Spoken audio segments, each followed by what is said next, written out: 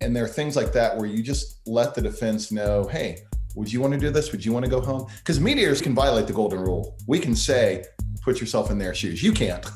And I think that helps humanize situations where we get too focused in the medicine of it. And I remind people, this person has a name. This isn't patient 1136. This is Mrs. Thompson, who, when she left for work that day, was trying to go live her life. Hello and welcome to See You in Court, the podcast that informs you about the Georgia civil justice system, what it means to you, and how it protects individual rights. This podcast is a collaboration between the Georgia Civil Justice Foundation and the Georgia Institute of Technology. Your hosts are robinfrazierclark and lestertate, who are both past presidents of the State Bar of Georgia and currently serve on the Board of Directors of the Georgia Civil Justice Foundation. And now this episode of See You in Court. Good morning, friends and lovers of the law, and welcome to See You in Court. I am robinfrazierclark, and with me this morning is my co-host, lestertate. Good morning, Lester. How are you? I'm doing great. You know, our listeners don't care when we record the podcast, but it's a Saturday morning and a great time to do a podcast. So I'm really excited about today's episode. It is. I've got my coffee. I'm fully caffeinated. I got it in my nice See You in Court coffee mug. And I'm looking forward to a great interview with our guest today. And let me tell our listeners a little bit about our guest.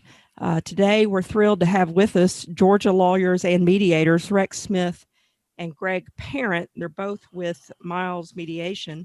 And we're going to talk about the wisdom of mediation today. Let me tell you a little bit about each guest. Rexsmith was admitted to the Georgia Bar in 1976. He went to undergrad at Georgia State and then UGA Law School and graduated from UGA Law School in 1976. And he practiced law, I think mainly as a defense lawyer for 40 years and tried over 100 cases when he was practicing, and then got into mediation. And we're going to let Rex tell us about how that happened. But now has done over 3,000 mediations. So definitely an expert at mediation, and certainly has mediated for me, as has our other guest, Gregparent. And the little known fact I'll tell you about Rex is that he wins the tailgate award at the UGA football games because he's got an unbelievable setup and lots of friends. And I missed it this year, obviously, because of COVID, but I always enjoy on a football Saturday going by to say hello to Rex and his friends and family. It's a lot of fun. And then also with us today is Gregparent. Greg is a double heel, which is important. That means he went to UNC undergrad and UNC Law School, graduated from UNC Law School in 1998. And that's important because tonight is the showdown in Cameron Indoor Stadium with UNC at Duke. So several of us had some UNC clothing on today. But Greg, double heel, he was also a lawyer for a long practicing lawyer, a defense lawyer, I believe, mainly. But he was also a claims adjuster for an insurance company, defense attorney. Then he did a little plaintiff's work, and then he went into mediation. And he has mediated over 1,500 mediations. So also an expert, and is obviously done very, very well and has mediated, I don't know how many for me and my clients, but a bunch. And the little known fact, besides that he's a double heel, I'll tell you, is that Greg is a fantastic photographer, and that is one of his big hobbies, and I enjoy seeing his work. So Rex and Greg, welcome to the show. Greg, I think Greg is also the unofficial mayor of Grant Park, too. True. You know, every time I go to Grant Park, you know, everybody knows Greg down there. So. Well, welcome to the show. We're glad to have you, Rex and Greg. And, you know, our listeners, we are hoping to educate lay people first. We're sponsored by the Georgia Civil Justice Foundation.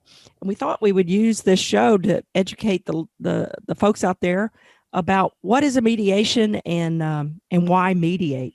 So I know our name of our podcast is See You in Court, which is probably the antithesis of what you want to happen after a mediation, but we appreciate your being on nonetheless and helping us navigate the waters of mediation today. Thank you. Thank you, and thanks for having us. Absolutely. I'd like to hear a little bit about your background. Tell us how you got to this spot of doing mediation and only doing mediation full time, all the time. Tell us a little bit first, Greg, about your career and what led you to mediation. Sure. Robin, I found when I was practicing as an attorney that I was either cursed or blessed, depending on how you want to look at it, at being able to see both sides. And partners that you do work for don't always want to hear the merits of the other side when you're trying to do a brief or report or advocate for your client. Early in my career, when I got to go to mediation, I enjoyed the format. I enjoyed being out of the office and getting to work with people. But mediation was specifically targeted, I thought, in trying to get to resolution, not just trying to win for your client. And sometimes that involves some give and take, but it was a process I always believed in and liked. And I remember going to some mediations where I would ask to talk to the other room instead of the mediator, to talk with the other room and try and broker a deal and realize we could have some success. But early in my career, someone told me, hey, you'd be good at this. You need to get a few gray hairs. You need to get some years behind you. And so I always held it up as something maybe down the road one day. So Greg, I'm gonna jump in here. Everybody sees trials on television. Even if it's only the 5-minute version. For folks who have never participated in a mediation, what's that like? Does it involve everybody in the same room yelling at one another? I know, but I'd like you to kind of describe the process for us. Sure. The mediation comes, and let's just assume it's a 2-party personal injury case. What I typically do is meet with each party that morning, and usually the attorneys have provided me with some materials in the weeks or days before, and I've reviewed it and I'm up to speed on both the law and the particular facts of this case. But I'll go into each room and I really focus on the plaintiff. The defense attorney and the adjuster have probably done as many mediations as I've done. The plaintiff's attorney has done as many mediations, but for the client, it's new territory. So I spend a lot of time helping welcome them. I'll orient them to the office so they feel comfortable. These are regular people who are coming in to talk about the worst day of their life often. And we have to have that compassion. This isn't just a regular day for us. It's like what I used to hear when you hear old baseball players who always legged it out like DiMaggio or Babe Ruth. They always played really hard because it might be someone's first game ever seeing them. So they wanted to give them a good show. I always put that pressure on myself to give a good show, to bring my best. And so I'll talk to that person, try and orient them, try and demystify the whole process, find some common ground, whether it's their Georgia cap, a song, the weather, something. I'm going to try and build a quick bond. And then I get the parties together for an opening session. And that opening session, Lester, is something that is largely for the plaintiff as well, to kind of let them know who the decision maker is. They probably never met the adjuster. I'll elevate the adjuster and show them that this is an important part of the decision-making team that's going to affect their fate that day. And then I try and show some command of the room to let them see that, hey, there is someone here who is completely neutral, a referee that's going to try and keep balance to both sides. Now, you've known me. You both know me, Robin and Lester. You know my style. I'll use humor. I'll tell stories that show, hey, I've known Robin for a long time. I've known Lester for a long time. And I'm not trying to buddy and make it look like a frat party, but I am trying to show that I know everyone on both sides. And then, as Robin alluded to with my background, I get to point out that I've been the adjuster, the defense attorney, and the plaintiff's attorney. And that usually builds and earns me a lot of credibility with that new person to the mediation who's the plaintiff. So Rex, how's he doing here? Critique is get on a scale of 1 to 10. How's he doing? Out of 10, A+. Absolutely. I thought that was excellent. I learned a lot. Rex, tell us a little bit about how you got into mediation and your approach. Robin, like everything else in my life, just dumb luck.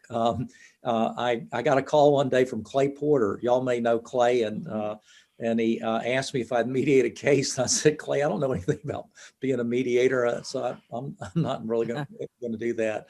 And about a week later, he called me back and said, Rex, everybody knows you. It was a brain injury case, and I was doing a lot of brain injury work back then. And the main thing is just the science on the damages. Would you do it for us anyway? And I said, well, I'll give it a shot. And to make a long story short, we got together and worked late into the night and got the case settled. And it just was thrilling. I just was so excited that we were able to get it done. And so I took the class back at Abe Ordover's old shop and signed up. And I was trying to get them to get me on their panel, and they never would call me back or anything. And I called them another time or two, and they never would call me back. So I called Ed Henning, and of course, y'all all know Ed. And Ed said, absolutely, come on over. And in the same car ride where I'd called Ed, Abe's group called and said, we'd like to talk to you. I mean, within 5 minutes. And I've been trying to get him to call me for a month. And then once you got in Ed's clutches, he just took me under his wing, showed me the ropes, and did what Ed does, just loved on me and got me started in it. And 3,000 mediations later, here you are. Right. Still trying to find that acorn that Lester talked about earlier. Yeah, I have to tell you, I think I've mediated one case, and I had a similar experience. Had two lawyers call me, and I've, as you guys know, as representing a party, I've done a ton of those, but I'd never been the mediator, and I did it that one time, and I was like, damn, this is really hard work, and it gave me a whole different perspective on what you guys have to do every day to try to get two parties to agree with one another. And whereas for the parties, and I think Greg, I don't know if he quite got there, but after the opening session, you kind of divide them up into separate rooms, and you spend your whole day going back and forth from one to the other. And so if you're a party, like you're on for 15, 20 minutes, maybe 45, then the mediator leaves, you sit there with your client. But if you're the mediator, you're working the whole time, except when you slip down to your office to get a shot of bourbon to keep your nerves even or whatever, so. Lester, don't let the secrets get out now. Yeah. I didn't tell Rex. I didn't tell him. Right. In that process where you're going as the mediator going back and forth. So you leave my room and I'm there with my clients. My clients often have to calm them down at that point, convince them they're doing the right thing. They get a little nervous when you're not there in the room with them, and they're wondering, what's he doing with the other side? They get suspicious about it. Can you tell us about that and how you handle that? Rex, you want to go first or me? You go, Greg. When we leave your door and shut your door, I don't know about you, Rex, but I kind of take a moment to process. And the first part I have to do sometimes, and not just you, Robin, but tamp down some of the rhetoric and find the euphemisms to convey what was just said to me. You go tell that so-and-so, and I've got to find my nice words and euphemisms to kind of parlay that. But I'm also building sort of like the quarterback's audible list. You know how quarterbacks go in with their plays on the arm? You're the coach in your room, Robin, and let's say Lester's opposing counsel. He's the coach in that room. I've got to add things to my arm. And what I tell them, and I seek the permission of the parties, hey, I'm going to convey what you want me to convey, but you're going to have to trust me on the timing of when to do that. And I'm asking you for your permission I'm going to put it here for right now. I may not say it this time or the next time. I'll convey it, and I'll convey what you want me to, but trust me on reading the room. And I think that's a valuable thing we see. One of the things that I got to benefit from in my growth as a mediator, Rex is a trailblazer. I don't know who he looked up to, but I got to look up to folks like Joe Murphy and David Nutter and John Miles when I got to Miles Mediation. And not only did I observe them, but I got to talk with them every day. Every day I got to get like a little debrief and learn like a little nugget of wisdom. And I remember going to a breakfast one time and with Rex, I just called him out of the blue. He met me and he spent a morning's breakfast just listening to me, talking to me and sharing information.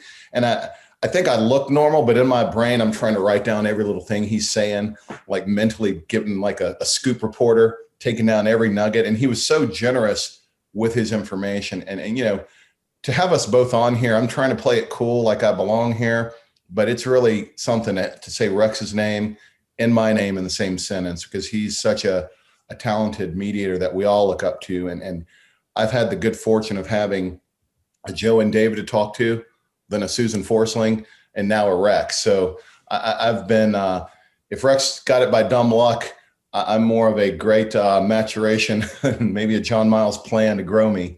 But those are some of the things that we do. And before I get into the other room, I think about my audience and a way to speak to them. Lester, you and I have mediated before, and sometimes you have folks who are off the scale, men's are smart, and sometimes you have folks who, God love them, they are dumber than a bag of hammers, and they're all deserving of our respect. And so sometimes you have to check your SAT vocabulary and your LSAT prep and just talk to folks like folks.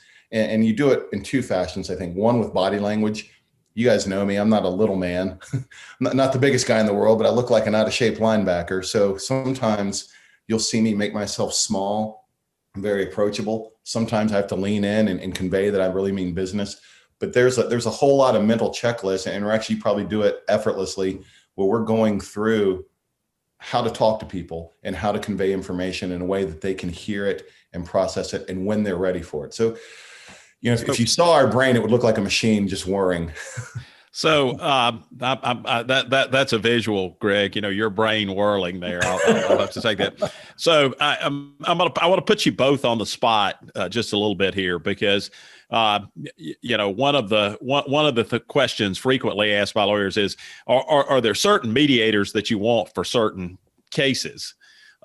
Which I guess by extension means there's certain mediators you wouldn't want for certain cases. But I'm focusing on the positive here, and that's true with lawyers as well. Like Robin and I do probably 80% of the same kind of stuff, but she's tried employment discrimination cases. I've never actually tried an employment discrimination case. I've tried felony criminal cases. I don't know if Robin's ever tried a felony criminal case. I've tried one murder trial. Oh, that's great. That's right. It was my first and my last. Oh, It's a different. I've tried a couple of murder cases, and they're very different. So I want each of you to tell me what case, and I'm going to start with Rex, since he's got the most gray hair there, like me. But I'm going to put you on the spot, and I want you to tell me honestly and without false humility what kind of case you think you're the best at. That you feel like is really your niche, and then tell me the same thing about Greg, about a particular type of case that you think Greg's best, and then let's hear from Greg and give him a turn. well, I'm not real sure I'm best at anything.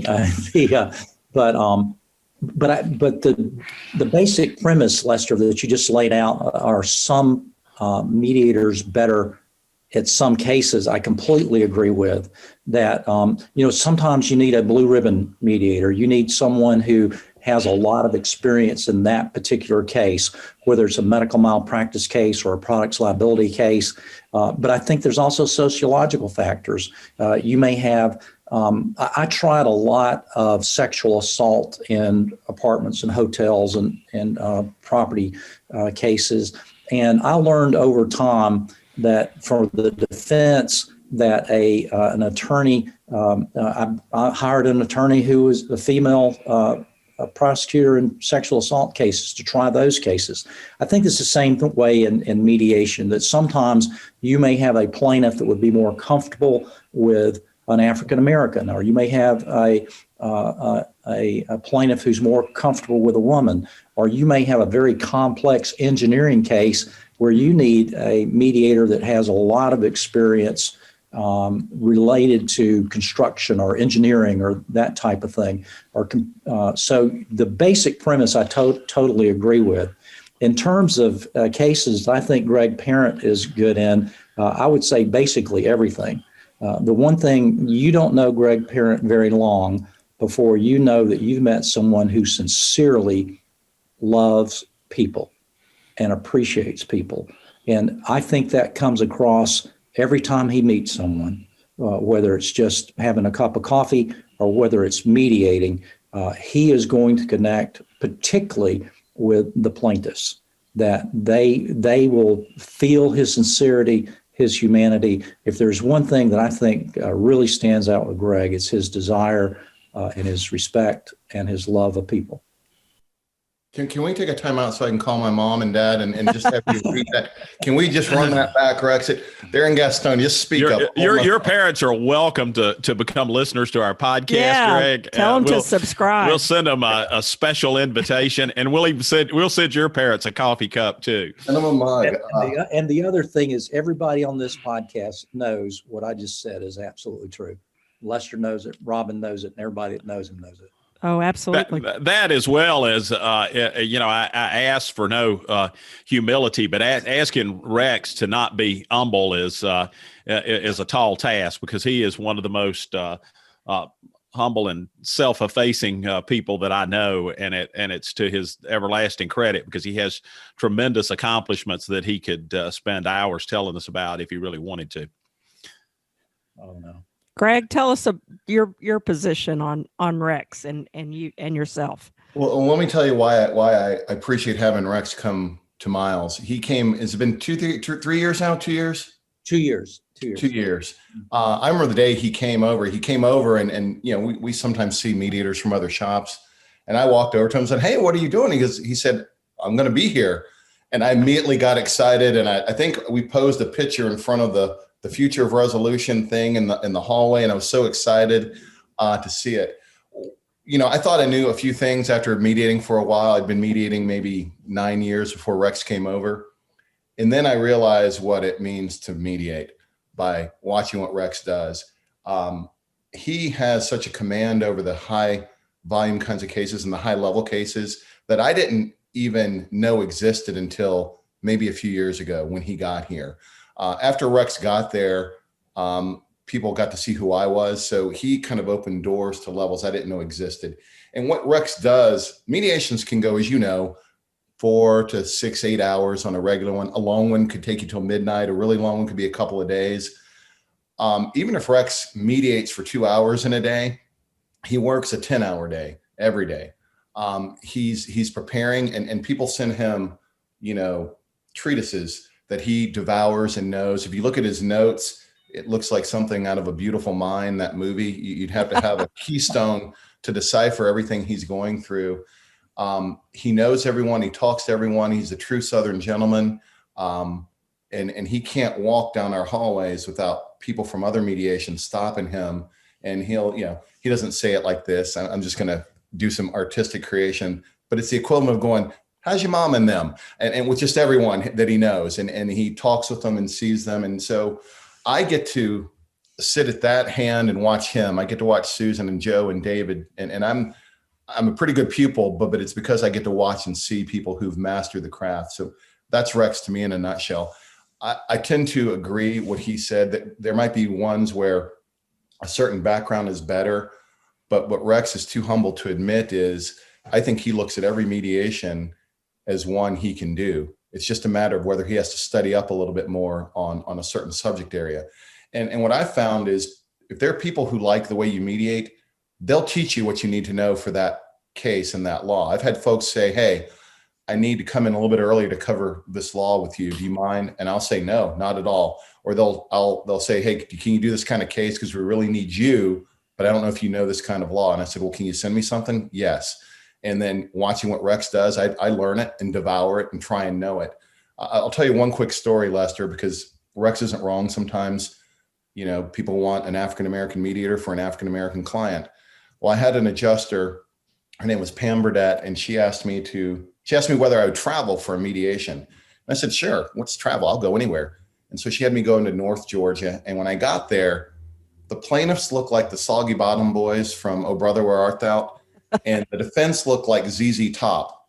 All of them longer beards. It looked like Hatfield McCoys. I just remember looking at her going, "You must really think I'm good, because these aren't folks who look like me. I don't know if I'm supposed to be here." And we ended up getting it done, and it became sort of a teaching moment for me that mediators like Rex and me, the folks I've mentioned before, Susan, David, Joe, and really a lot of the people at our panel, we can fit any sort of dynamic you need. We just might need a little bit of coaching up, on the eve of a mediation to get us around the certain few nuggets. And it's not so much understanding the 4 elements of negligence. It's more learning how to say things, learning how to digest things so we can translate it to regular folks. when I'm talking to someone, I'll say, listen, in a nursing home case, for example, we don't think that this facility caused the bed sores. The doctor's notes call them decubitus ulcers. I don't need to go in there to a plaintiff who lost her grandmother and say decubitus ulcer. I need to say, listen, I'm sorry that the bed sores got worse. And so that's the things that we do. We're constantly synthesizing. I'm going back to that visual, Lester, with our brains whirring, but we're constantly taking information and learning how to relate to humans with it. And that's what, Rex probably wrote the book on that. And I'm through most of it, Rex. If you got any more to teach me, when we're done with COVID, I'm going to sit at your hand and learn some more. I'll buy breakfast this time. Greg, you're way too kind, but I'll tell you, I love that song, "A Man of Constant Sorrow." I swear that's the guys in that room. That's a great one. I'll tell you one thing I really appreciate about y'all as mediators and the job you do is, I'm a sole practitioner. Lester actually has a big firm now in Cartersville, but I'm a sole practitioner. I have one paralegal, Nikki, who y'all probably know. She's been with me 23 years. But to have somebody like you when I'm mediating case, I feel like part of the burden's on your shoulders now too. Like it helps me carry the weight. It's very stressful, obviously. It's my client's one case. Hope it's the only case they ever have in their life. And I've got to deliver justice. So sometimes it helps knowing, oh, thank God we got Rex. Thank God we got Greg. They're going to help me, carry the football over the end zone now. And I can remember Rex this has been a long time ago, but you mediated a case where we were, defendant was a car manufacturer in Japan. And we were about ready to settle it, but we had to wait until 9 a.m. Japan time. And it was at Henning mediation then, but we were working until 1 o'clock, 2 o'clock. I think I drove home at 2 o'clock in the morning, just exhausted, but I felt better that you were helping me carry that load a little bit. And I can remember Greg, and it wasn't the last mediation did for me, but I can remember one mediation where we got really close, but it wasn't enough. And we came back 3 months later. I got an architect and a building contractor to do plans for my client's home. It had to be remodeled because she was seriously injured and permanently injured. And she needed a bathroom remodeling and a bedroom remodeling. And I remember that. And you came back 3 months later and mediated a result. We stopped the mediation. We worked for 3 more months, came back, and you mediated that. And I felt the same kind of sense of calm. Somebody else has helped me carry this load. I mean, it's not just me, and I appreciate that. I like that about mediation. Robin, if I can say one thing, and I'll keep the details quiet, but one of the cases we mediated, the case had gone on for so long that your daughter and you got to know the family. And if you recall, you brought your daughter with you to mediation. I remember that. And I think she's now a 2L at Georgia. Right. Yes. So she has no better role model in the world than you to look up to, some homegrown mentorship. But one of the things that we feed off of is the energy that folks have for their clients.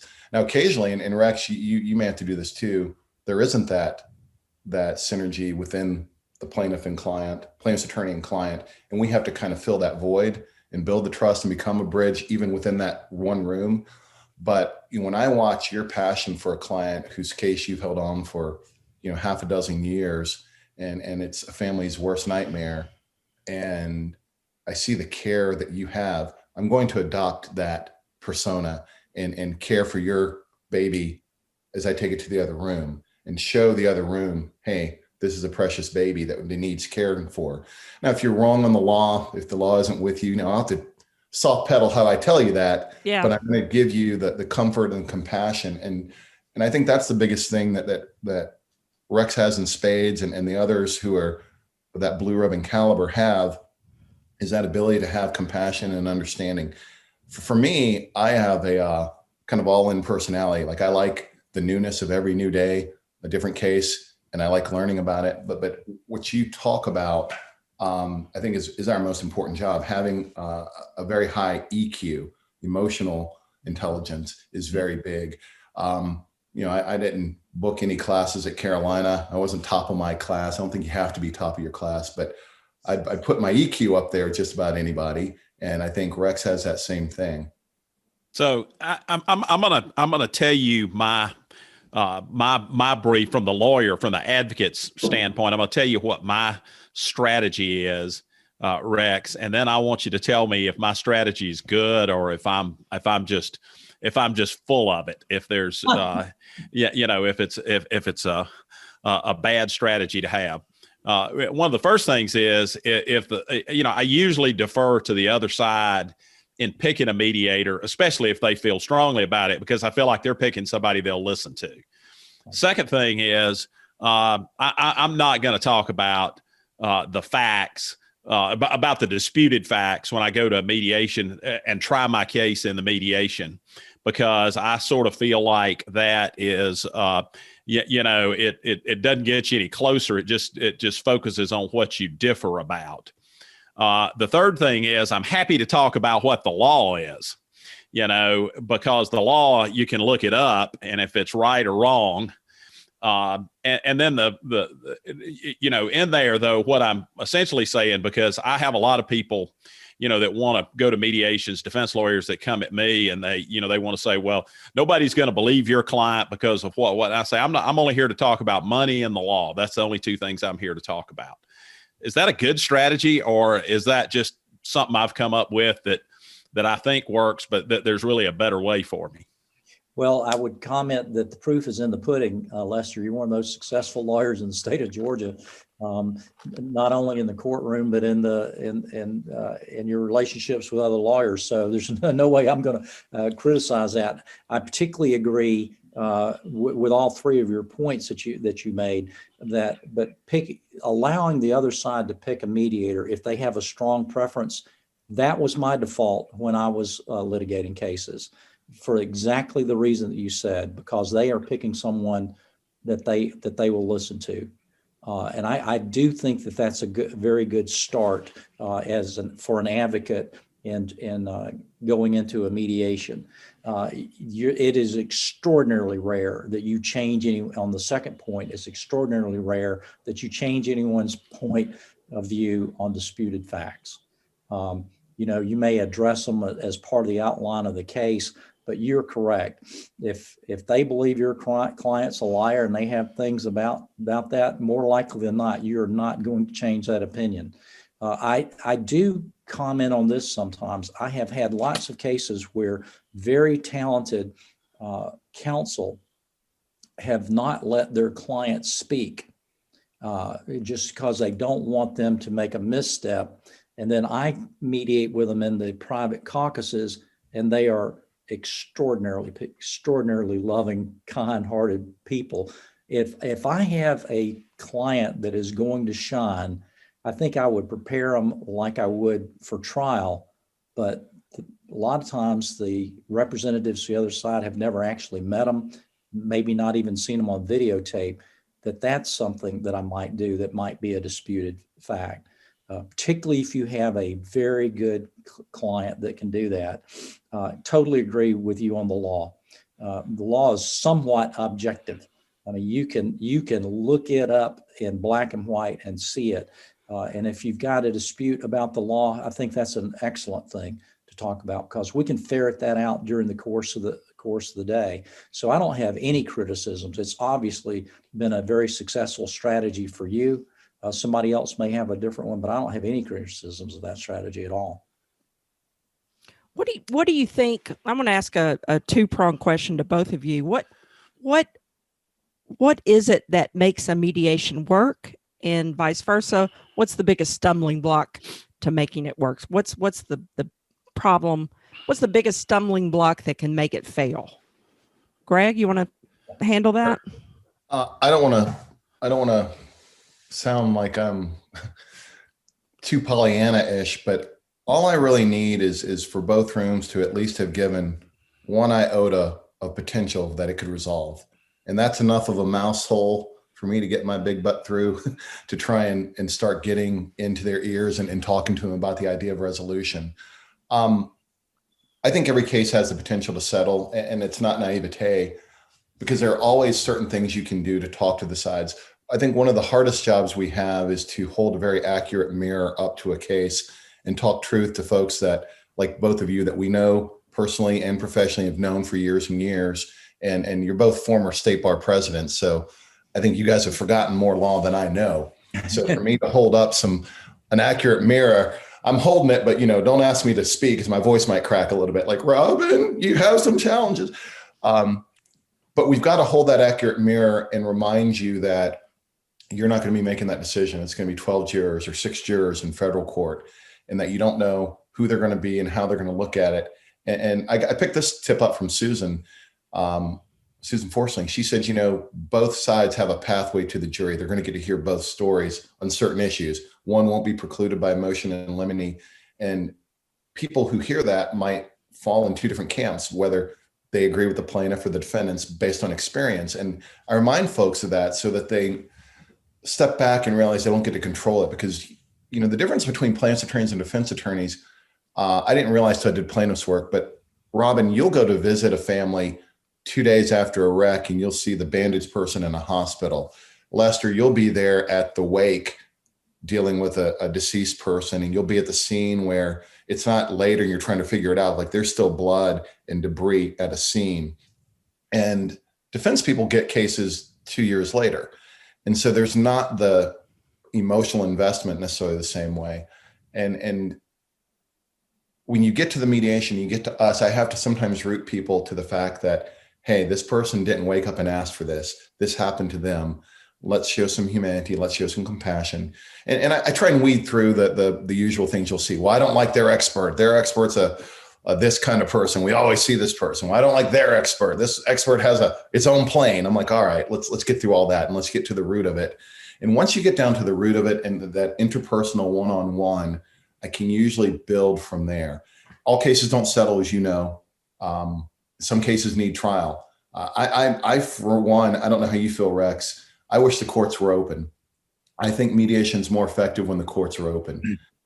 So while some people think this has been beneficial to mediation, I'm sure it has, but I wish the courts were open because I think it handcuffs attorneys who would otherwise go to court. And there's a leverage there that sometimes needs to shake both sides into reality that, hey, if we don't get it here, it's going to be resolved by some strangers. Do you want to give it another shot? We'll order pizza. We'll stay here till late. I don't have anywhere to be till tomorrow. Let's stay here and really focus. And you go through those motions. Mediation has highs and lows. You both know that as practicing people. Rex and I know that and see that. And what's funny is Rex and I might see each other around 5 o'clock on a mediation day, passing the halls, and I'll go, how's it going? He's like, I don't know. How's it going, Greg? I'm not sure. I'll be the first to know, but I don't know now.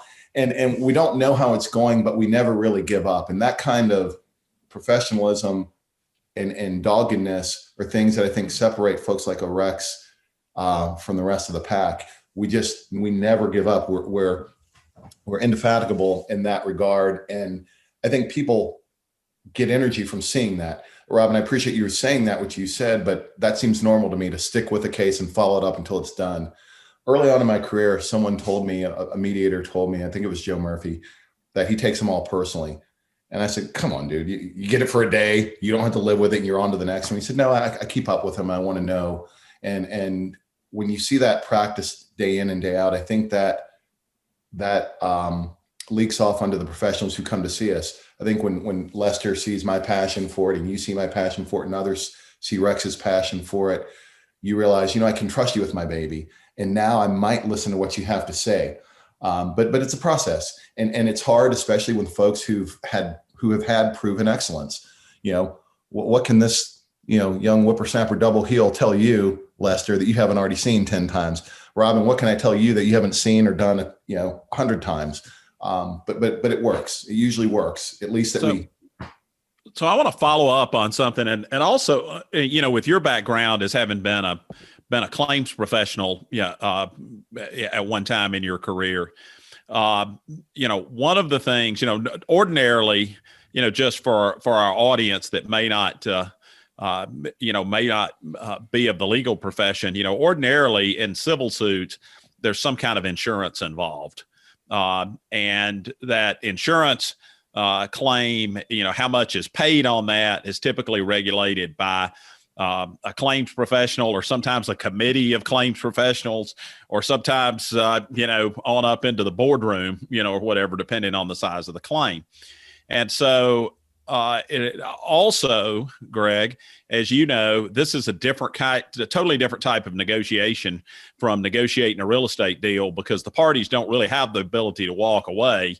Right. They have the ability to, it's sort of like Karnak on the Johnny Carson show. For those of us who are old enough to remember that, you're going to open the envelope and find out the answer, when the jury comes back at some point about who was right, and who was wrong.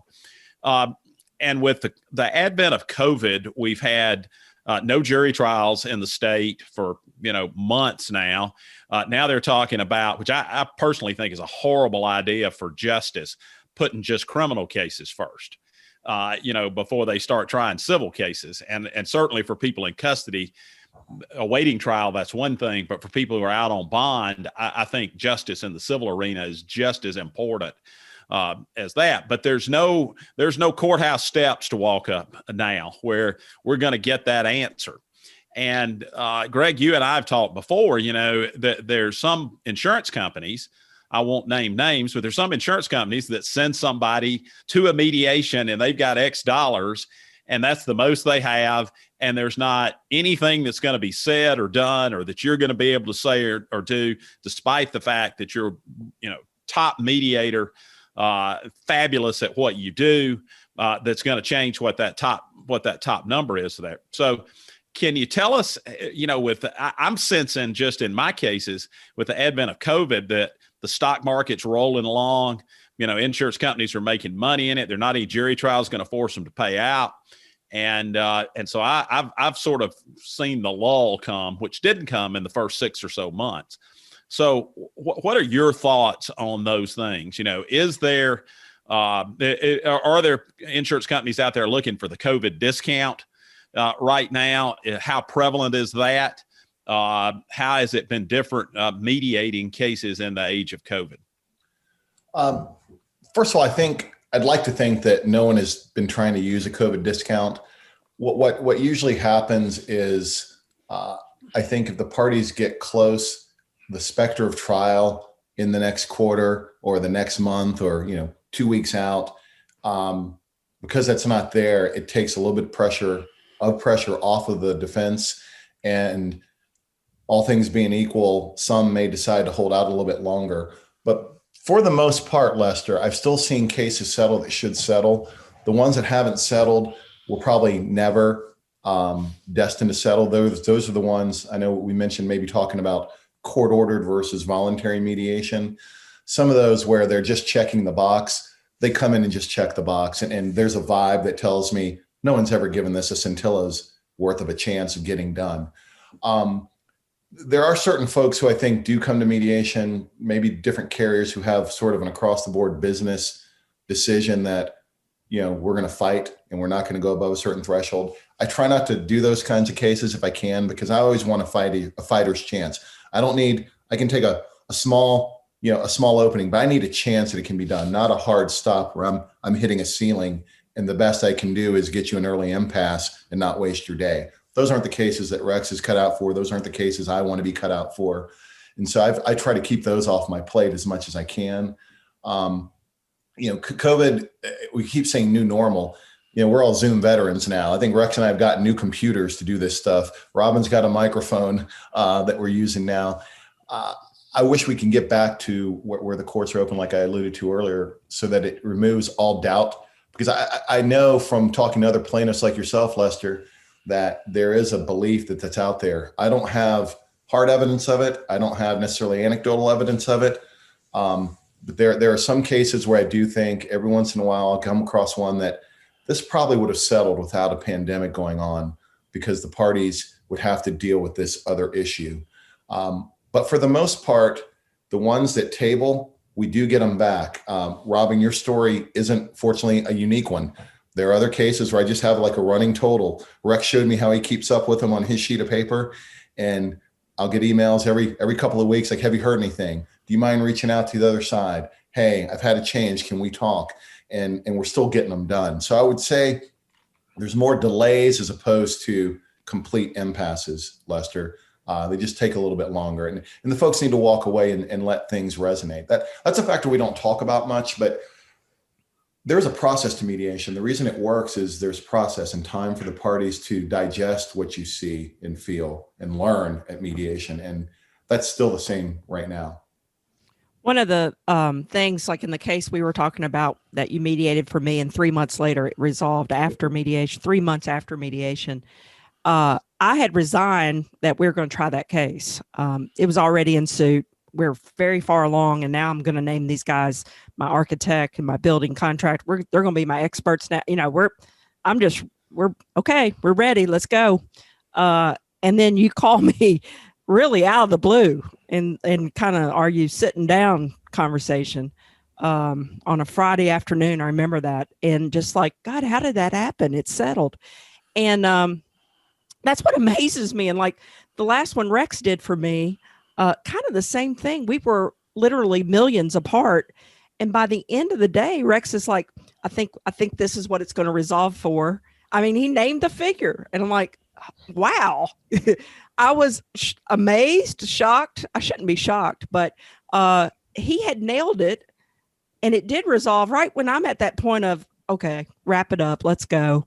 And it resolves for, so that process, and it's something I don't know that you can actually define it or write it down, but something about the process makes that happen. What are your thoughts about that, Rex?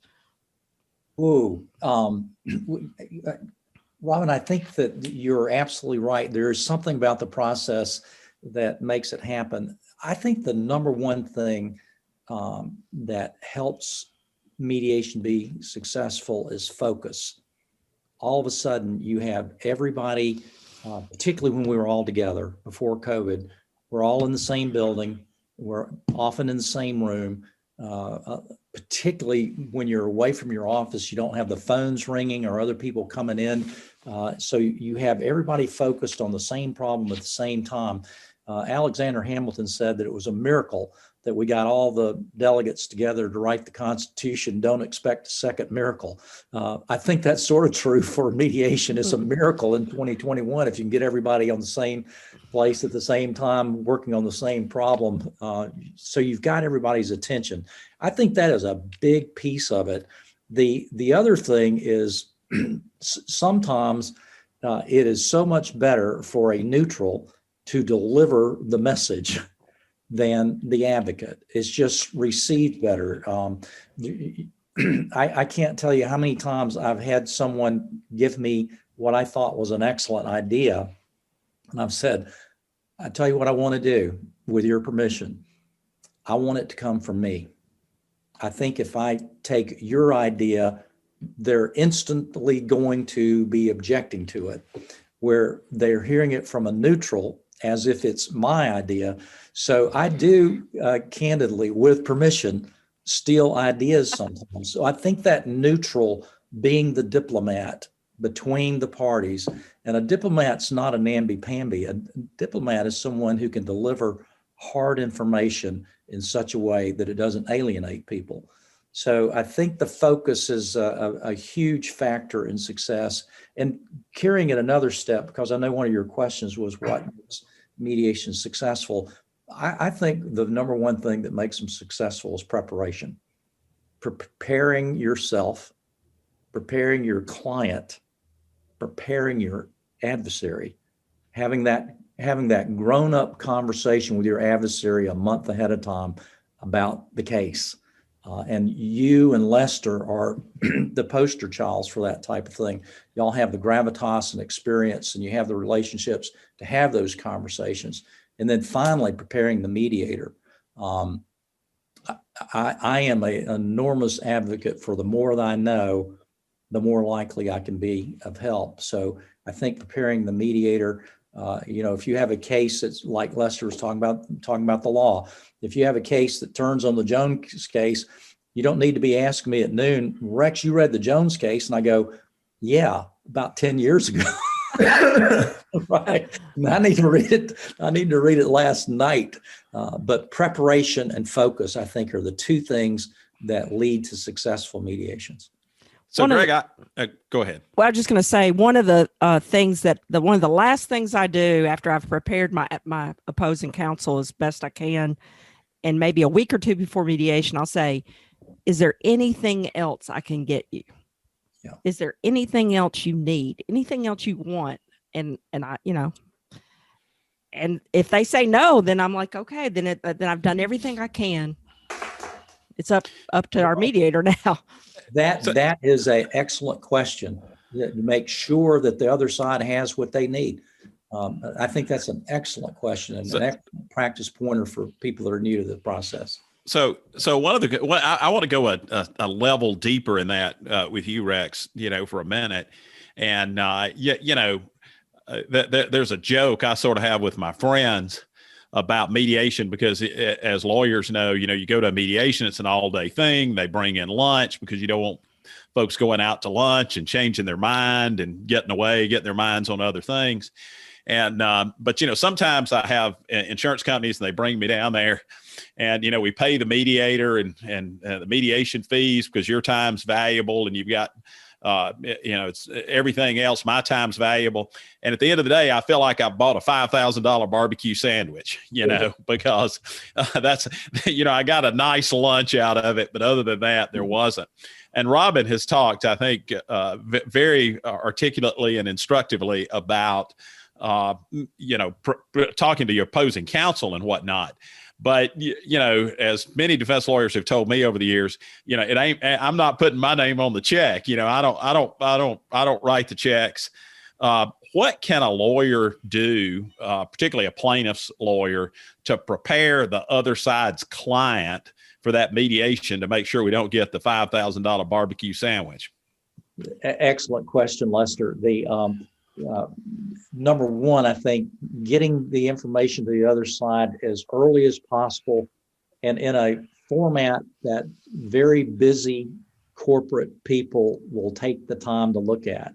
I had a 8-figure case that we settled that the plaintiff's attorney put together a 20-minute video that laid out the case. Basically, what he did was to try to have a video that could sit in the claims committee and they could at least hear it from his point of view. My theory is if it's more than 20 minutes, they won't look at it. You've got to give them the brief version. But the answer to the question specifically, getting them as much information in a manner that they will accept and digest as early as possible. I used to represent a number of Fortune 500 companies in their litigation, and I used to tell folks, if I didn't have it 45 days ahead of time, it didn't happen.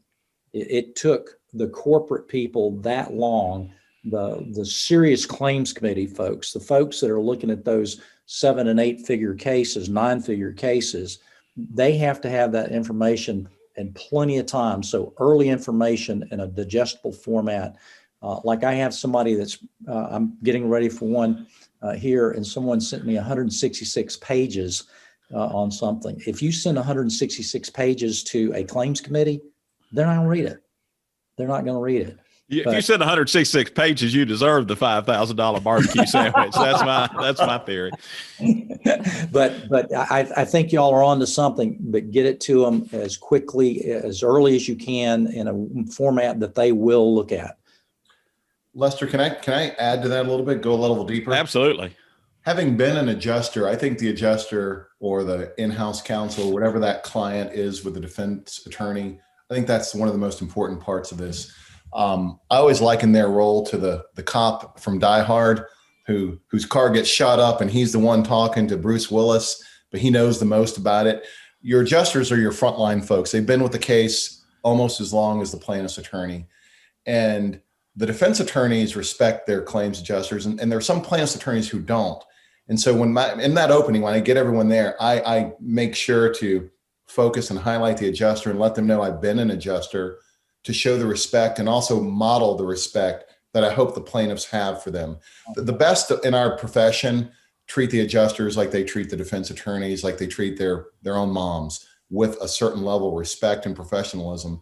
And building on what Rex said, you can't book Rex within 45 days. Rex's next available mediation is like 45 days out. So knowing that, when you book it, send your brief to the adjuster and get it to them. And I'll tell you, when you come in with your 7-figure and 8-figure cases, Robin and Lester, and the other side doesn't look wide-eyed when you're going through your presentation, it's because you got it to them in time. They got it up the levels. They got permission down. They got other questions answered where they probably called you 2 weeks out and said, hey, that one bill, we got everything else, but that one bill, do you have the updated thing? Because that was just an EOB charge, and you get that to them. They come ready. They also don't come embarrassed. What you don't see in the defense room when you dump 167 pages at the mediation of new information or new medical bills is the egg on face, frustration, and anger from the defense, because now they're going to get in trouble with their bosses because they got new information that by all accounts they should have gotten before. Like I don't think plaintiffs' attorneys intentionally do that, but they certainly don't realize the ramifications of what it's like in the defense room when that happens.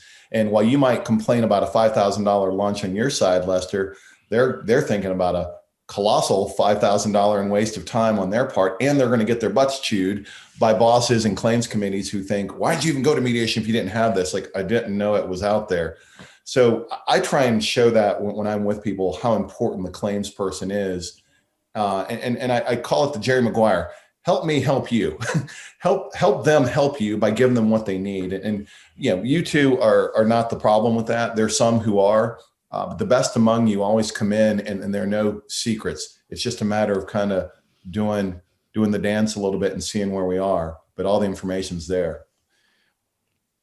Yeah, I've had, I'll say I've had, I don't do opening statements unless I just get forced into doing it, because I feel like I'm not going to say anything new, about the case. I've tried to send it ahead of time. And I think I had one time with a young lady who was in a wheelchair, and the adjuster on the other side forced us to do the opening statements because she wanted her lawyer to tell us how proud they were of their case and how excellent they thought it was. And when we got through, I just turned to my client and I told her I was going to do this ahead of time. And I said, tell them how it feels to be where you are right now. And when she got through, there wasn't like a dry eye in the house, and there was no way I could convey that, ahead of time. But it seems to me that opening statements, for the reasons you're talking about, Greg, in a mediation, have become just of almost less value than anything else, because the other side, a lot of times they're just sort of embarrassed about it, if it's something they didn't know about the case. Whereas if you tell them after you've split up, they have time to sort of regroup and maybe make a phone call or at least do something about it. No, let me clarify what I mean by that just a little bit. I do think the opening is important for this reason. You probably never get to deal with the adjuster directly, and certainly not in person. And it is an opportunity to let them see what they'd be up against, and I don't want to give you a big head like me, Lester, with this big old noggin I have, but you have a certain dynamic style that they need to see and appreciate. And sometimes the defense attorney wants that so they can show their client, we're going up against someone who's going to be very effective in a courtroom. You need to see this. You need to see how this person comes across. I've deposed her, and my report doesn't show you that this person presents very sympathetically. As mediators, I talk to the parties on all fronts, both rooms, but I'm letting them know, listen, you have a very sympathetic client, but I am pulling all the teeth I can, and I've gotten 3 words out of them. They have a stony expression, and that's not going to really translate well in front of a courtroom. You need to understand that. Conversely, I may tell the defense person, that lady, as soon as she gets rolled in or walks in or uses her cane to walk in since this wreck, she's going to win the hearts and minds of every juror on there, and they won't even listen to your arguments. You need to understand that. So I think the opening is a good way. You don't have to use all your powder. You don't have to lay out all the facts of your case, but where you have good clients and you prepared them, let them see both you and them, because you guys have been doing this so long. You probably know every defense attorney you're up against, but you don't always know the adjusters. And there is a certain chance to shine and just show them a little bit about what's coming. And it also gives you a shot to see if they've done anything new that you haven't seen. I always liken it to get to look over the fence at Nick Saban's practice. You might not be able to stop it since they're all Americans, but at least you get to know what you're up against. Is there anything you've seen a lawyer do in a mediation that you found was just particularly effective? Particularly effective? Yeah, all the time we see certain things that surprise me, certain twists of words, certain angles of looking at it. But largely it is sort of the matter-of-fact way of how I'll beat you, where you just line your pieces up and say, we've gotten the law on this, we've gotten an expert on this, we've gotten the medicine on this, and we feel you guys are shorting us a little bit. Again, not giving away the farm in the opening necessarily, but showing them why you believe so impassionedly. I mean, think of all the cases you have, Robin and Lester, and how few of them go to trial and how few of them go to mediation. They don't always go, because sometimes you get a case that has warts. You settle a case for one client and they bring you one with warts, you're still going to work on it, but that case never sees the light of day in mediation or trial. When you have ones that merit using Rex and are potential 7 or 8 figure cases, there's some substance to it. And sometimes you need to help be your best advocate beyond just my words or Rex's words or Susan and Joe and David's words. You need to show them what's coming down the pipe so they can see it, or let an adjuster be intimidated by your great oratory or presentation style, or even a thoughtful presentation. Not every case merits that. And there are some cases where I understand, and Lester, we talked about this, where you have all the facts and even a blind person can see you ought to just fork over and tender the limits. I understand in that case where you don't have the energy to do it, but other times I think it's a miss when people don't invest just a little bit of time in that, because there's so much that can happen that's good. If nothing else, it allows us to go back and say, do you want him with his little drawl up in a Cartersville County courthouse talking to him? I mean, that's like putting Brer Rabbit in a briar patch, and that's what you are going to be facing. And your client with their accent and their lack of, your attorney and your client aren't going to present as well. So sometimes you need to show them, Lester. And I think it's important that people consider that, even if it's frustrating, even if you're tired, even if you're thinking, I've been doing this 30 some odd years, 40 years, can't believe I have to show them, but here goes, and just show them. I think that's what the openings are for. Same question to you, Rex, same sort of question. Have you seen anything that's particularly effective that a lawyer should do? But going back, and I think it was the case you mediated, Greg. If I have a client who's permanently disabled by a wreck or whatever the situation is, I go to that client's house and see what kind of living condition do they have. It's not just having to use a wheelchair or a walker or whatever, but in this case that Greg mediated, I think it was you, Greg, and settled. I went to my client's house several times. They lived up in Canton, and I visited them very often. But before mediation, I wanted to go see how they're doing. And mediation was probably close to 2 years after the wreck. And in their house, she still has a hospital bed in the middle of their living room. She sleeps on a hospital bed 2 years later because she can't even get into her own bed. And you don't, until you're there and see what that's like. So I video that. Anytime I have something, I video that, and I show that at mediation, because old friend, mutual friend of ours, Tom McGill, told me once that don't assume that the adjuster has watched what you sent, and make them watch it again during mediation. So if I have a particularly good video, I'm going to play it and make them sit through it. And I had a prison suicide case where we had the event, the hanging, on video, on body cam, and I made them sit there and watch that whole thing. And they said, "Oh no, we've seen it. Oh, good. Okay, we're going to watch it one more time." What are your thoughts about that, Rex? Number one, the premise is, have I seen things that are effective in mediation? Obviously, Robin, those things that you just enumerated are effective. I think I see something effective almost every day. The quality of the bar on both sides is just astonishing. But if I had to boil one thing down that I think is the social lubricant that leads to resolutions, it's courtesy.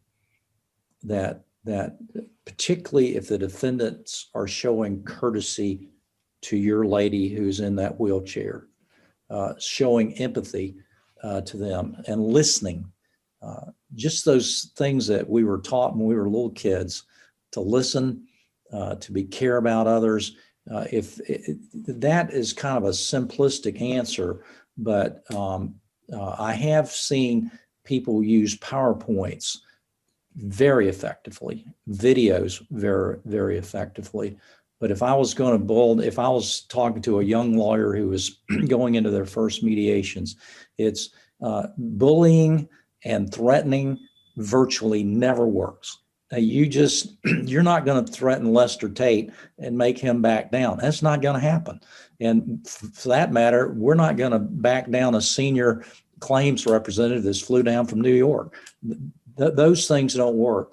But listening to them, being respectful to them, and showing courtesy to them on both sides, I think are probably the things that I think are extraordinarily effective.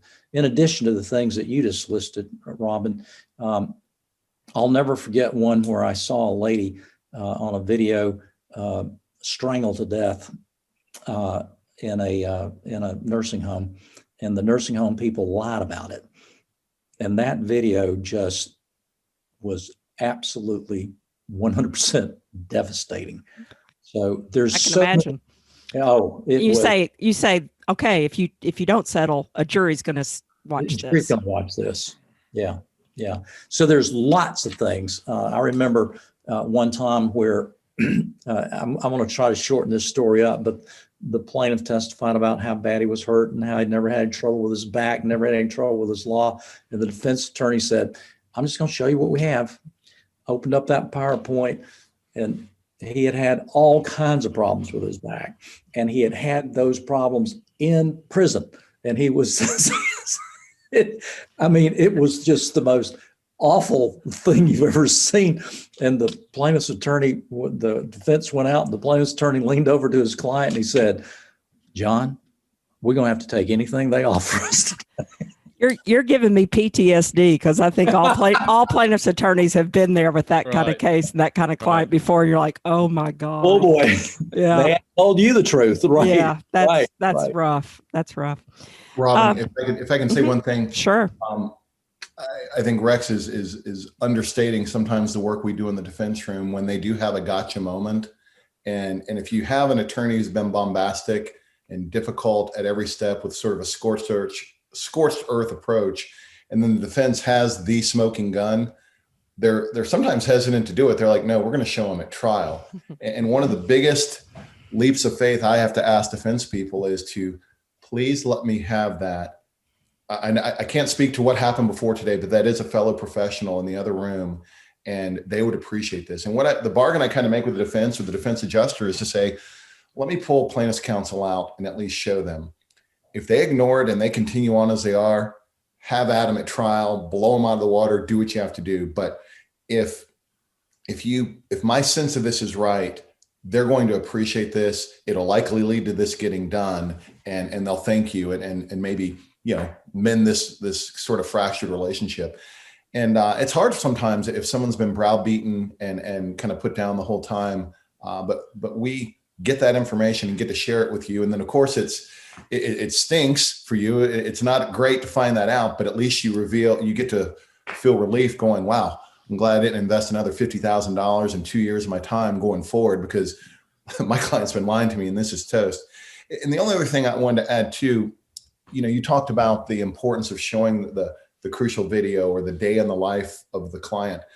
A lot of times as an attorney, I don't talk in the defense room about pain thresholds that are 7 out of 10, 9 out of 10. Those mean nothing to me, and I know they don't mean much to a defense attorney other than scientifically trying to come up with a value. What I'll try and elicit from the plaintiff, and I don't want to put them on their bad day, but I'll say, are you right-handed? I know your right hand was hurt. How do you brush your hair? How do you groom yourself? How do you toilet yourself? How do you bathe? How do you dress? And I get down into the most seemingly innocuous details of a day. and kind of verbally and visually, but imagine taking them through the day that you videotape. And when you go into the other room and go, for me, it doesn't matter, I have no hair. But when you talk about a 40-year-old woman who now can't do her own hair, or someone who has to rely on a new spouse, they just got married and a tragic accident happened. And while they said for better or for worse, they didn't expect it in month 7. And this person has to be toileted. I love my wife. I don't toilet her. And there are things like that where you just let the defense know, hey, would you want to do this? Would you want to go home? Because mediators can say that we can violate the golden rule. We can say, put yourself in their shoes. You can't. you and Lester can't, Robin, but Rex and I can say that all day. And I think that helps humanize situations where we get too focused in the medicine of it. And I remind people, this person has a name. This isn't patient 1136. This is Mrs. Thompson, who, when she left for work that day, was trying to go live her life. And this is what, this is the proximate cause that ruined that for her. Do either of you have any personal conviction or a religious or a spiritual tenet that informs the way you mediate? Rex, you want to start with that? Yes, I do. It's Matthew 7:12. It's the golden rule. I try to talk to people like I'd want to be talked to if the roles were reversed. I think that that's a big part of what I want to try to do in a mediation, is sort of expanding on what Greg's talking about. But yes, absolutely. Do unto others as you would have them do unto you. That has always been the way I practice law. And I'll tell you, back in the dark ages, when I was actually a defense attorney, when I first started out, and this is 30 years ago. Right out of kindergarten. Yeah, exactly. I worked for a lawyer, a great guy, Steve Cotter at Swift Curry. And sure, I've forgotten that, Robin. That's right. Yeah, a long time ago. But he said, we're going to practice law by the golden rule. And it has worked for me, for sure. I shouldn't say Psalm 18:37. I pursued mine enemies and overtaken them. Neither did I turn again until they were consumed. I think the golden rule is a much better one. Sometimes you need that one too, though, Lester. Greg, how about you? Any kind of personal conviction or spiritual or religious tenet that informs the way you handle things? I do. I have a friend that served on the General Alumni Council with me, and she passed out these bracelets that said, be compassionate.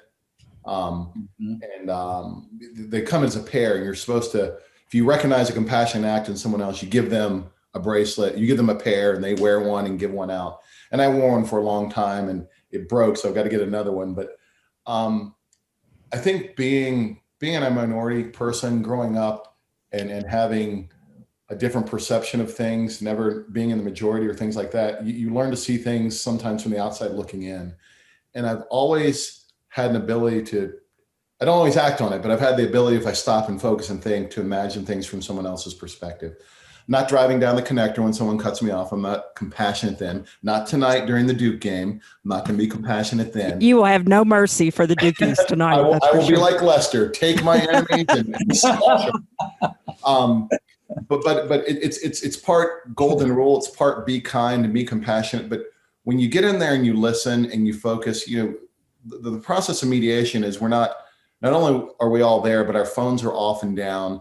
I'll take some notes, but a lot of times I'm doing this or I'm focusing or I'm holding eye contact.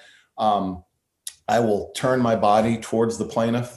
I will talk through Robin, you know this. I rarely sit near you. I sit across from your clients and I talk to your clients and you give me the space to do that. And you know what I'm doing, but I'm showing them respect and everything like that. So it builds on what Rex says, but if we're all a little bit more compassionate with each other and then compassionate with our other professionals, that doesn't always happen. And I see mediations blow up because of that, the lack of compassion and the lack of civility. But I think if you all can step back and see things from someone else's perspective, and that's, you guys don't have a set client.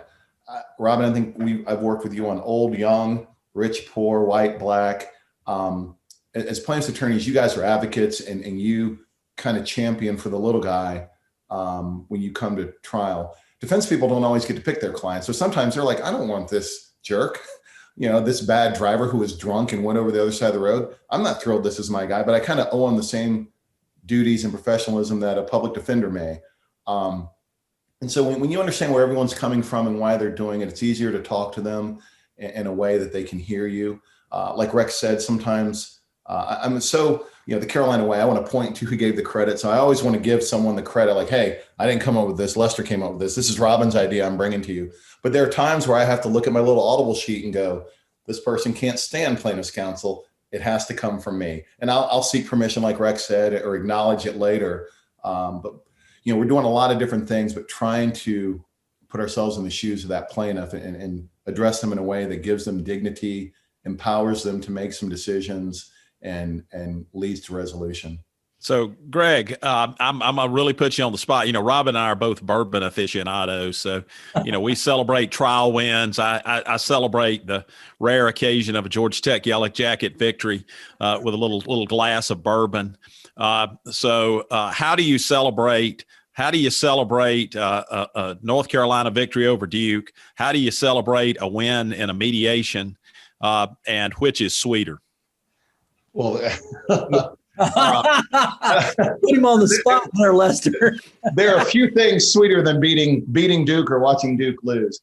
Joe Murphy used to say this. He said there are fewer people making a full-time living in Georgia as full-time mediators than there are professional baseball players. And I think that's true. And at the level that I'm hoping to ascend to, which is Rex's level, there are very few people I can talk to about it. I never talk about cases with anyone because that's, right. I'm like a vault. But I can talk with Rex, Susan, Joe, Todd, Gino, Rusty, all the way down the line, all the folks we have about certain wins and victories that no one else will really appreciate. Only Rex will appreciate how I diffused this one thing, found the perfect euphemism or metaphor, and that vehicle worked, and that turned the tide at 7 p.m. on a really contentious mediation. So it's a little bit lonely in that regard. I think of did you ever see The Right Stuff? That one pilot's bar where Chuck Yeager used to hang out in the early movie. It ended up burning down in the movie. But there's such a small circle of folks, fraternity or sorority, a group of us that can appreciate what we do. Sometimes the celebrations for those are a bump on the arm, or I call my mama. I call my mom and dad and go, I settled a big one today. I can't go into the details of it, but you'd be proud of me. And because I draw on everything from my life, I might use something I learned in kindergarten, something I picked up from Rex in passing. I know Robin is a makers person. I think you're an Angel's Envy person, Lester.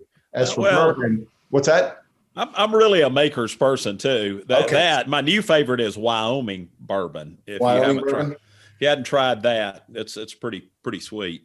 Well, I'll tell you, COVID has given me something new to find out. A friend of mine had given me a bottle of Pappy, and when that finished, I said, well, I'll just go get some more. And I learned what the price of it was, and I learned how hard it was to get. And if you know anything about me, if you tell me it's hard to get, then that just makes me more focused. So I've developed quite a collection, and I share more than I drink. But tonight, if we win, I might have some Eagle Rare. That's my flavor of the week right now. And a good one. I found it a few places, and it's one that goes down pretty easy. That's it. I opened my bottle of Eagle Rare on January the 20th of this year. So I wonder why. Rex, how about you? How do you celebrate? Robin, mainly I celebrate by having dinner with Mary. But that's lovely. It is lovely. It's it's definitely the high point of every day. But one of the things I do enjoy sometimes is, and it doesn't happen every day, but you have one that you get settled and both sides are just delighted, the pressure's off and it's turned out well for both sides. I enjoy that camaraderie of talking to people before we leave. And there's so much we miss from COVID, even little things, but celebrating and just sharing and with everybody at the end. But the main thing is dinner with Mary. That's nice. We're at the point where we ask every guest our favorite question. Greg, I'm going to start with you. Okay. All right. What is your definition of justice? My definition is probably different from yours, and it's something I bring up often in mediation because the parties will say, "I just want justice. I just want what's fair," and I'll remind them that a jury is made up of humans who don't always get it right, and they will never appreciate what you know and appreciate and have experienced. They'll never have on that jury an advocate like you have at your right side, who's representing you now, and that the best I can do is let them know the entirety of possibilities and let them choose the ones that they feel match their risk aversion. I know that's a technical answer, but you know, and I don't say this in a humanless way or without tact, but in a horrific case, you know, nothing the jury does is going to bring someone back. So I talk to them about, does it bother you to have to live this day over and over again and have to do that for another 2 years and then live with the potential disappointment that someone doesn't value it like you value? Because what you lost is priceless. Now, it's easier to have that conversation if there is a reasonable settlement on the table. Other times I'll say, listen, I won't stand in your way. What they've offered is such a pittance and doesn't represent any remorse, doesn't represent any relationship to the law. You might get better relief going forward and fighting it. But justice is always a movable target. And it's something that I don't speak about until I've spent a lot of time with that plaintiff and I feel I can understand what it's like to be in their shoes from talking to them, more importantly, listening to them. This big head of mine has big old ears and I hear and pick up everything and I watch everything. Sometimes, Robin, attorneys like you and Lester who do not fear going into a courtroom, I'm not saying you two do this because you two are very compassionate with your own clients, but you're so focused on charging that you don't watch that your client twitches every time you say the word trial and that they don't have the resolve or the stomach to go forward with you. And sometimes I have to pull attorneys out and go, hey, Mrs. Jones will not be there for you like you think. She doesn't want to be here, or this is too taxing on her, or this is too much of a burden, or she just wants closure. She doesn't need this money. And that's not where the fight is. She could use this money to build a legacy, but she doesn't have this fight in her. So your notion of getting her justice at trial isn't what she needs. That's my read on it. And sometimes that helps do it. Other times it might be, you know what? You don't need the money. It's a pittance that they're offering anyway. Go show them. and you just kind of read that way. But I try not to usher anyone to trial without first exhausting every possible opportunity. I don't know if that answers your question, but it's a nuanced question. It's not an easy yes, no. That's why we ask it. Rex, how about you? What is your notion of justice, or how would you define it? Well, I think it's almost as elusive as the pursuit of happiness from the Declaration of Independence. But for me, justice comes back to the golden rule, back to Matthew 7:12, that you individually are doing to others as you would have them do unto you, and that collectively, that the jury is treating this particular person, whether it be the plaintiff or the defendant, as they would want to be treated if they were in that same situation. But that is an extraordinarily hard thing to define.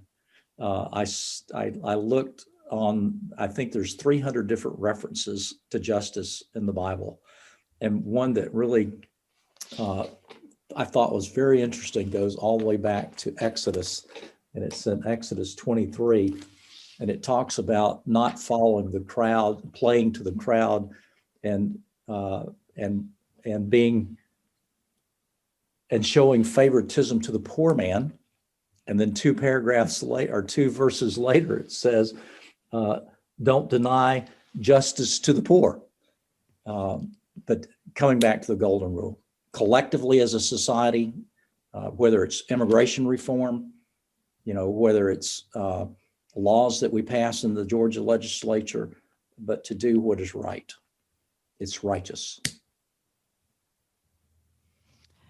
That's a pretty good way to put it, Rex. I don't know that I could put it any other way better. One day, Lester and I are both going to say what we think about justice, how we define it. We haven't gotten there yet. I'm I'm gathering everybody else's definitions, and I'm going to put one together myself. But I think about it a lot, obviously. I want to make sure that y'all let me know. Please let me know when y'all define it, because I want to hear it. Well, I don't know what the definition is, but I do feel like having talked to you two today for a pretty long period of time compared to some of our podcasts, because it was just so great, such great dialogue. I feel like I am better informed to seek that answer. Well, y'all are very kind to invite us. It's an absolute joy and pleasure to be with Greg and to be with y'all. And thank you very much. I echo Rex's sentiment. We haven't gotten to see each other in person because of COVID since March. So this is one of the few times I get to see my friend who I'm used to seeing every day and spending time with and sharing time. So I hope everyone gets vaccinated and we get that herd immunity so I can go shake this fella's hand again and pick up some more wisdom. I got a notebook fresh with blank lines for you to fill up, Rex. I learn more from you than you do from me, my friend, but I can hardly wait till we get our vaccinations and can start hugging each other's neck. Same here. Well, Can't Robin, wait. I'd hug her now, but for COVID, as a thank you for letting us do this today. Oh, indeed. We really enjoyed it. Thanks a lot, guys.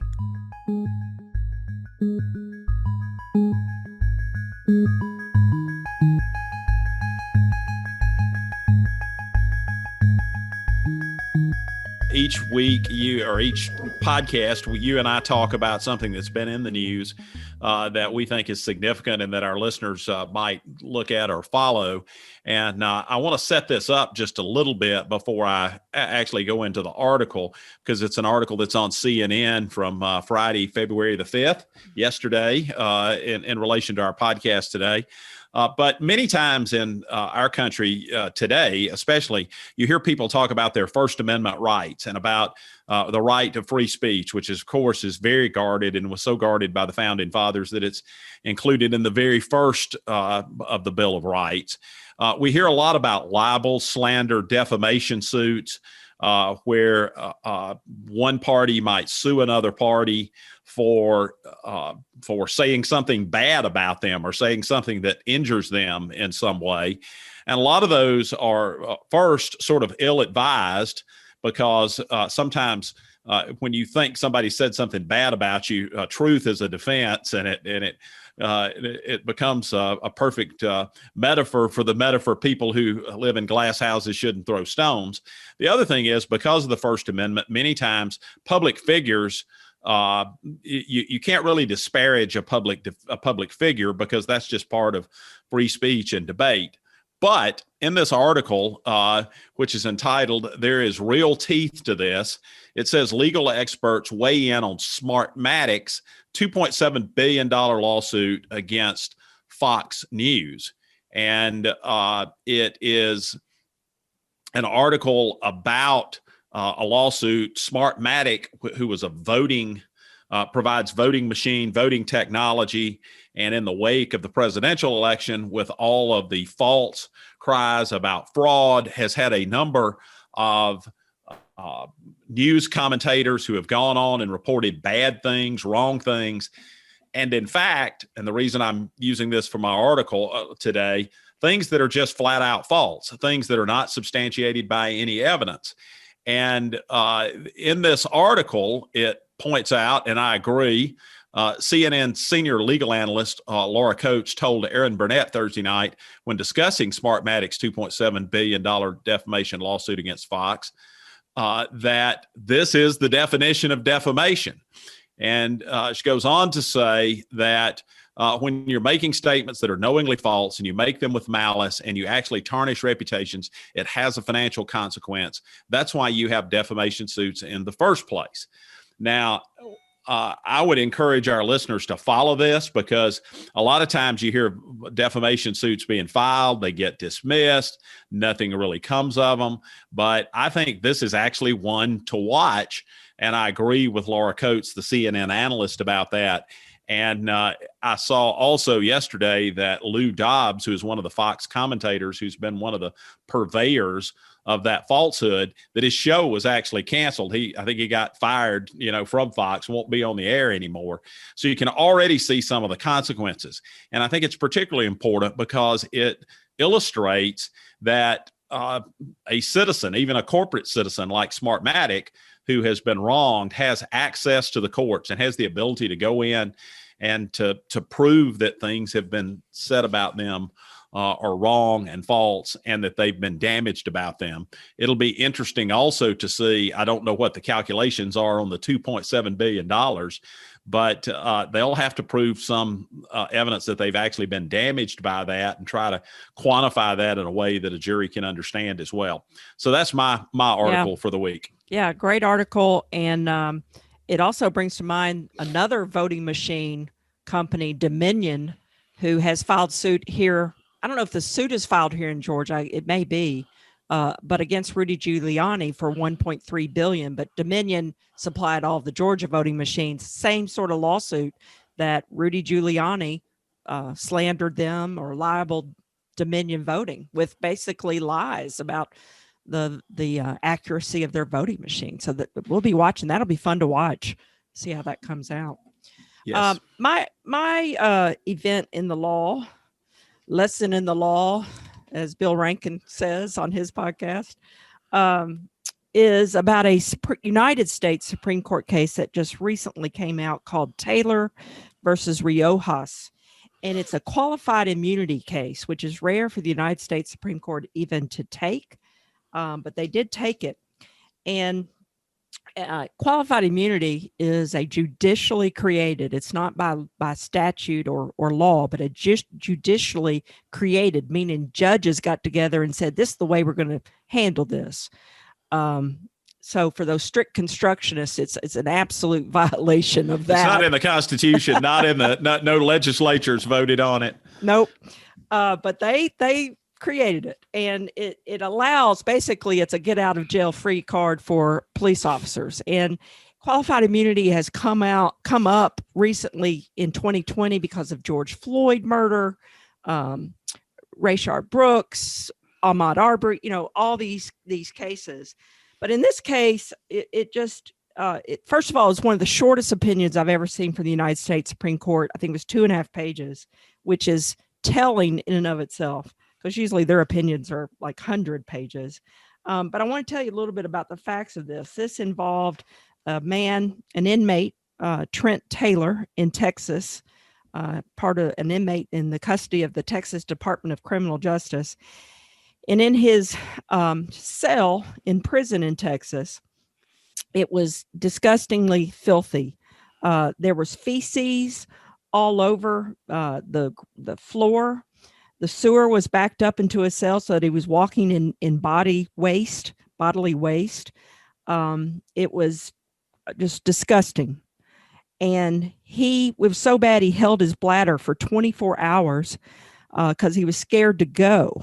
And eventually involuntarily relieved himself, causing the drain to overflow and raw sewage to spill across the floor.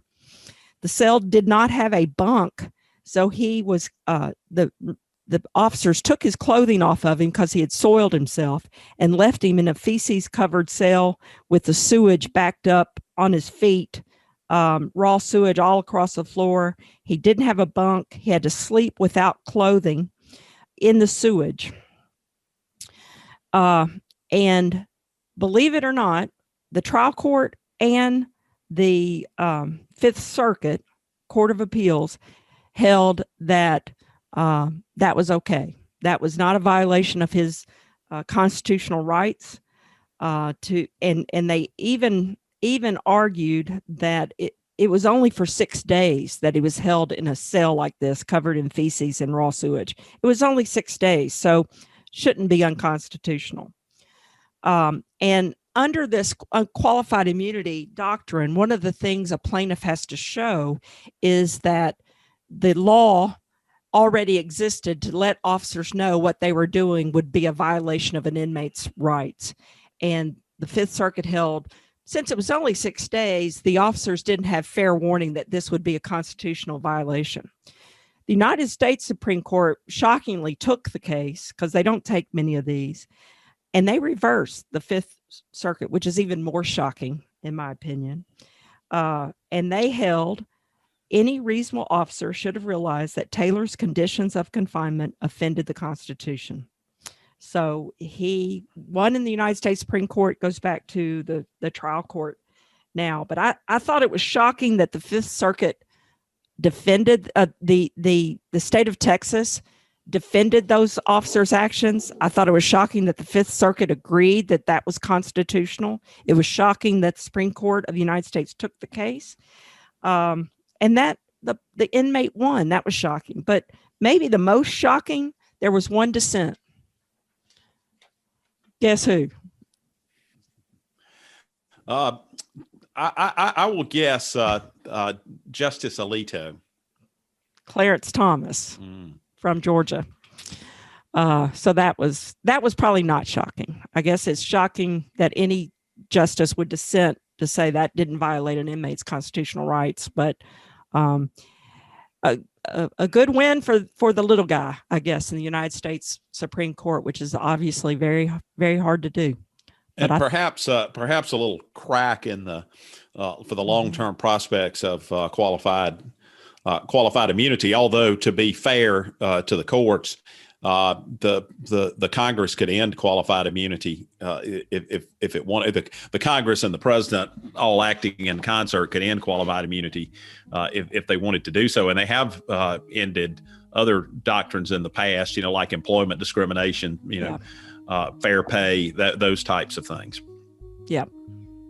That's all I have, Lester. That's all I have. I guess until next time, when we see you in court. See you in court. Thank you for listening to See You in Court, brought to you by the Georgia Civil Justice Foundation and the Georgia Institute of Technology. Please subscribe to this podcast and consider writing a review. You may find related documents to this week's episode on our website, seeyouincourt.podbean.com. Please send any questions, suggestions, or ideas to seeyouincourtpodcast@gmail.com. The producer of this podcast is Raz Misher. We thank Noreen Hassan, Associate Professor and Director of Outreach and Community Engagement of the Georgia Institute of Technology School of Literature, Media, and Communication, and the Georgia Tech students who help bring you this podcast. I'm Fred Smith, Executive Director of the Georgia Civil Justice Foundation. You may learn more about the foundation at fairplay.org. On behalf of Robinfrazierclark and lestertate, until our next episode, we'll see you in court.